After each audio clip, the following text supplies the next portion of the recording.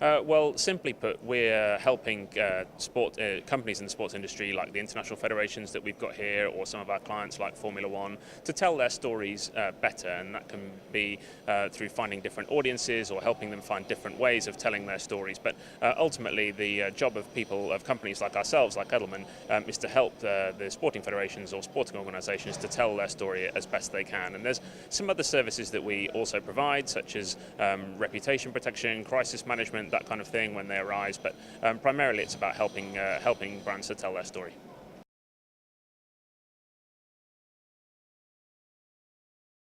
Well, there's an awful lot they can do, from the traditional kind of advertising that you see through to sponsorship and partnerships, which are becoming more and more important. It's not just about the ability to stick a logo necessarily at the side of a pitch. It's about how do you join with the organisation that you're partnering with, so that you can both tell each other's story, and ultimately companies will engage with sport because they want their users to have an understanding or reflection of what that company is about, and sport helps them to do that. I mean, yesterday on the panel here, there was a gentleman from Allianz, the insurance company, and he said, look, insurance isn't a very emotional subject, and therefore we are partnering with Look for Sport sponsorships so that we can ally Allianz with emotion and with sport, and that's what companies are trying to do.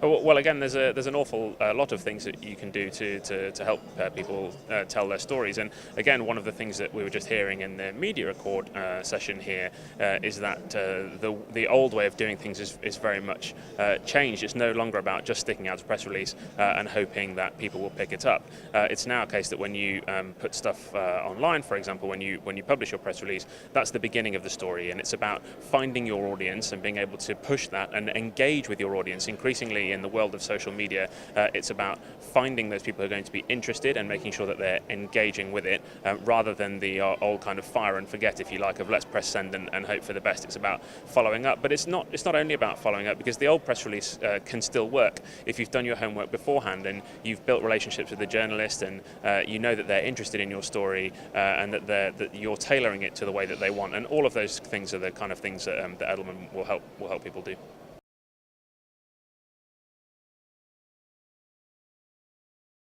Well, we've been hearing an awful lot about that.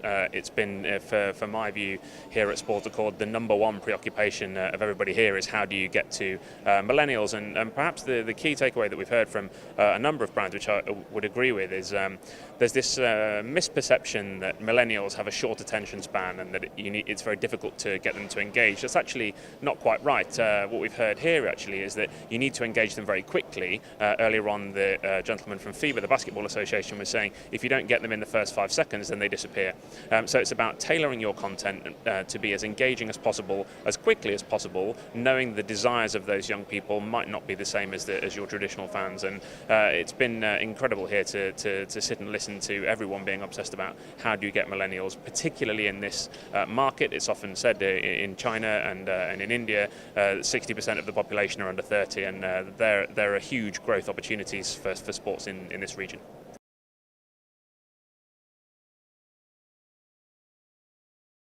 Well, one of the things is one of the big challenges is making sure that those people at the very top of the organisation, who, by nature of the way that experience works, realise that the media landscape has changed. There's a traditional way of doing things. If you've grown up in the media or you've grown up in organisations that you used to work 20 years ago, and you know that they used to work 20 years ago, it doesn't necessarily mean that they're going to work now. And one of the panels earlier on, there was a conversation about whether or not digital and social managers should be part of executive committees to be able to make sure that voice about how you reach people online and how you target that millennial audience that we were just talking about as being so significant is heard at the very highest level. So that's a very major challenge. But also one of the things which comes back to what I was saying at the beginning is around storytelling, and it's making sure that you're telling your stories in the right way, in the most compelling, most engaging and most attractive way to keep up with those audiences.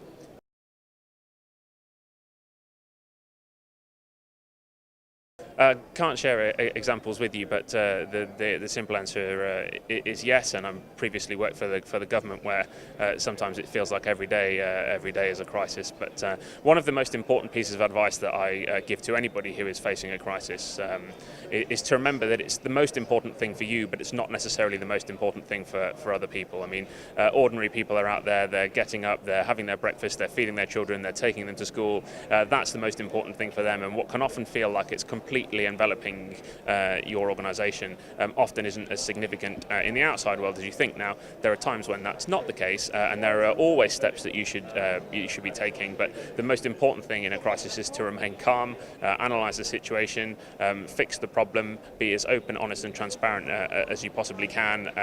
And then, another vital lesson is don't cover things up, because when you cover things up, eventually they'll get found out, and it'll be twice as bad as if you'd been open and honest in the first place.